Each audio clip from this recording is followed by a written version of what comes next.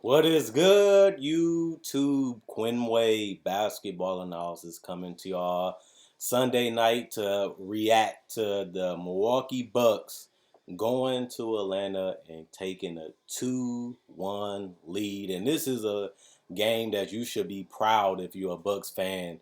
They got off to a terrible start. The Hawks was coming at them. They made a lot of turnovers, took a lot of quick bad shots, and it seemed like the Bucks was in for a rout because the crowd was going crazy. Trae Young was doing whatever he wanted to in the first quarter, and it looked like the Hawks looked rejuvenated. They looked ready. They looked like they was coming out to kill the Bucks. But the Bucks held their composure.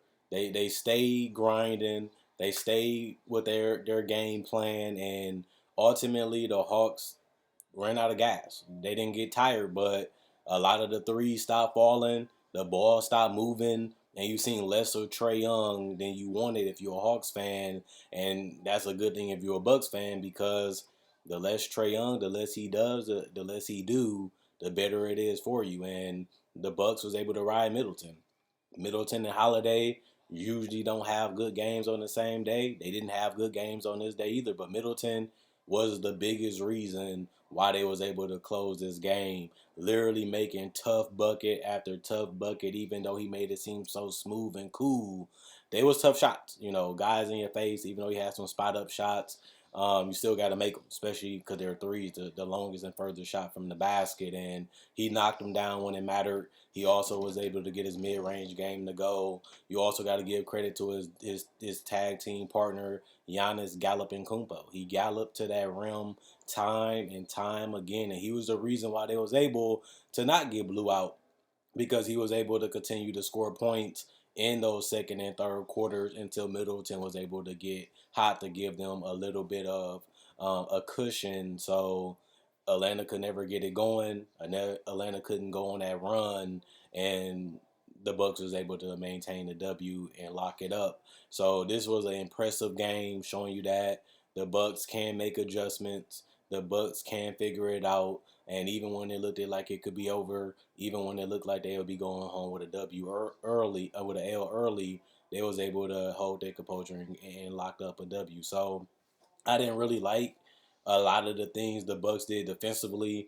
I feel like they gave the Hawks a lot of wide open shots and a lot of uncontested shots. Trae Young and them were just sitting there taking a practice shot, and they was killing the Bucks with that all game. And I feel like in the fourth quarter and in the ending of the third, the Bucks was able to stay closer to those shooters, or they made those type of shooters take them further out, which you'll live with. They're going to launch those threes off the dribble, or they're going to launch them from 35, 40 feet.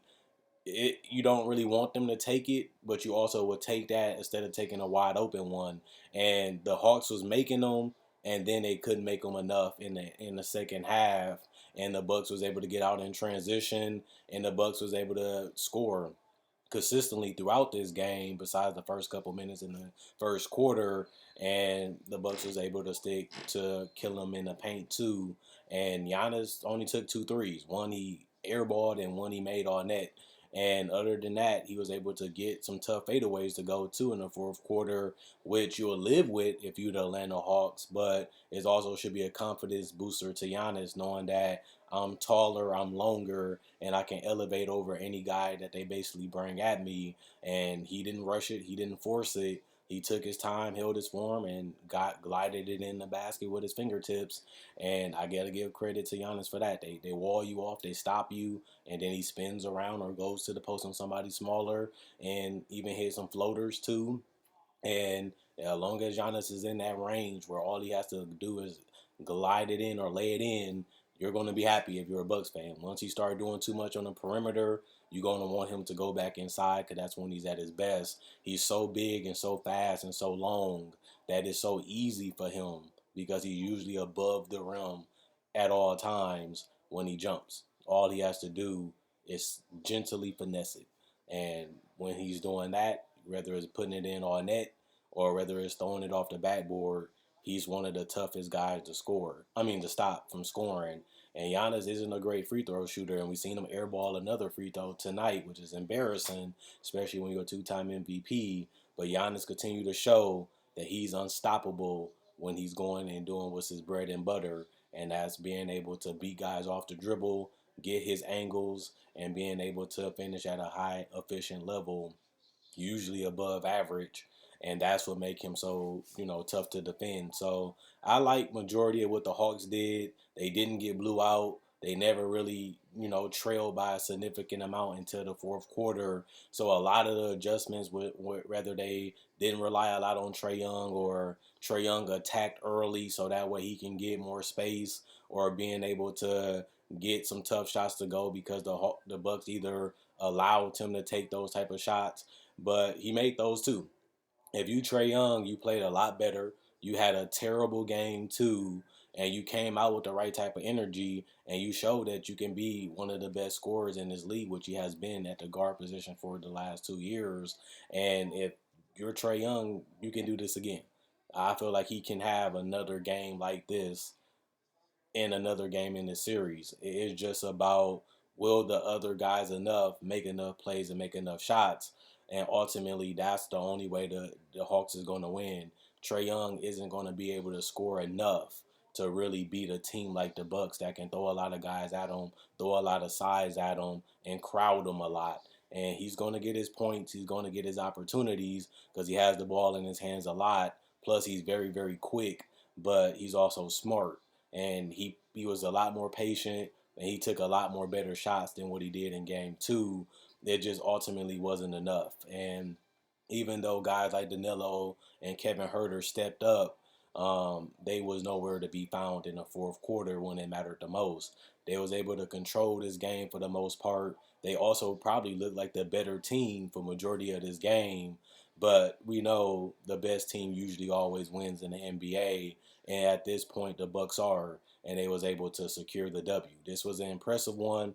This is a confidence builder, and it just shows you that this is just a totally different Bucks team than what we saw the last 3 years with Bledsoe. Drew Holiday controlled the pace. Drew Holiday got a lot of deflections. He did a lot of pokeaways, and he also picked his spots when to score and wasn't forcing the issue, or wasn't even an offensive liability like he has been in the prior two series. And I like the fact that he's been switching it up and trying different things, but also not forcing it. He did take some shots I didn't like, and he missed those shots, but you still got to keep the defense honest. So I understand why he took them. I still wish he cuts out a little bit of those forced mid-range pull-ups and the forced threes, because Drew Holiday never been a great consistent three-point shooter, and he hasn't been either that or even for mid-range this entire postseason. But you still got to take a little bit of them so the defense just don't leave you wide open, and then basically dare you to shoot or clog up the paint for everybody else. So he's going to have to take a small percentage of them just to make the defense pay attention to him. But you just don't want him taking an abundance of them. So I feel like Mike Budenholzer looked it terrible in the first half. But as the game continued to play out, as it continued to unfold, the Bucks' strategy, their game plan ultimately worked for the entire 48 minutes. And you have to give credit to Giannis for being a dominant force from game one to now. And Middleton had another great game, which he had over 30 points. They need him to do this more. The question is, can he do it more? We know he can have games with these type of numbers, but he need to do this more if they want to win a title. And if he can do that, which he hasn't done this in his career, that will really take him to that literally star level. We already know he's an all-star caliber player, but he comes and goes with his stroke. Tonight he had that stroke going. Tonight his confidence was flowing, and tonight was his night, especially on the road. Chris Middleton hasn't played well on the road so far in the playoffs, but he did it tonight, and that's all that matters, because now they 2 games away from going to the NBA Finals, and they was able to secure this W when it looked like it was going to be the Hawks game. He stepped up and earned his $100+ million tonight. And if you're a Bucks fan, you should be happy. You should feel good winning 2 games in a row, even one in Atlanta, and you should feel confident about winning another game in Atlanta, because they showed that they are the better team tonight, and they also showed that significantly last game, and they should feel good going into game 3, which actually will be game 4, and should feel good about locking this up with a 3-1 lead. So the Hawks looked at desperate. They looked at feisty. They looked like they was ready to go. But ultimately, the long-term mentality is what killed them, and not enough Trae Young in the fourth. He took some shots, didn't really control the tempo, didn't really control the outcome of the game. This is his team. This team flows and goes by him. And they was going when he was aggressive. They was growing when he was in attack mode, but we just didn't see enough of Trae Young in the fourth. They had a lead, they couldn't sustain it, and it ultimately crumbled when it mattered most, and a quarter that mattered most, and the Bucks was able to secure the W. Other than that, Quinn Wade, basketball analysis, signing out. I'll be back tomorrow to see if the Suns can close out the Clippers or if the Clippers can make the series be extended um, to a game 6. Other than that, Quinn Wade, basketball analysis, signing out. Hopefully, see y'all guys tomorrow evening.